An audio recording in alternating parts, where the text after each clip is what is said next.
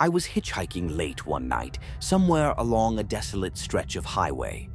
No cars had passed for hours, and I was starting to regret my decision when a pair of headlights appeared in the distance. The car slowed, an old sedan, and the driver, a middle-aged man with hollow eyes and a stiff smile, gestured for me to get in. I hesitated but told myself I was being paranoid. I climbed in. The air inside was stale, like mildew and something metallic. We drove in silence for a while before he finally spoke. "You shouldn't be out here alone," he said. His voice was flat, emotionless. I forced a chuckle, said I didn't have much choice. He didn't respond. He just stared straight ahead, gripping the wheel too tightly. Minutes passed. The road stretched endlessly into the dark. Then I noticed something that made my skin crawl. There was no fuel gauge, no radio, no GPS. The dashboard was completely blank, as if the car itself wasn't real. My stomach turned. I glanced at the man.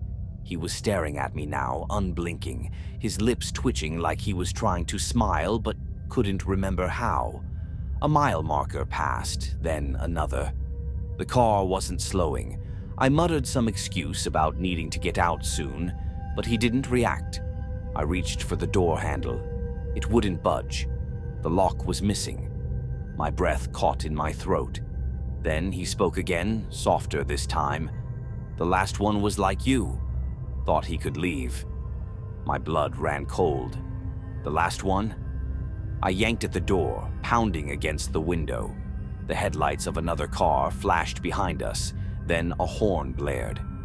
Suddenly, everything snapped back. The car skidded, the door flung open, and I tumbled onto the road.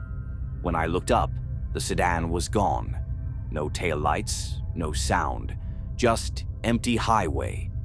A trucker stopped to help me, but when I told him what happened, he went pale. He told me that car had been picking up hitchhikers for years. The problem was, no one who ever got in was supposed to get out.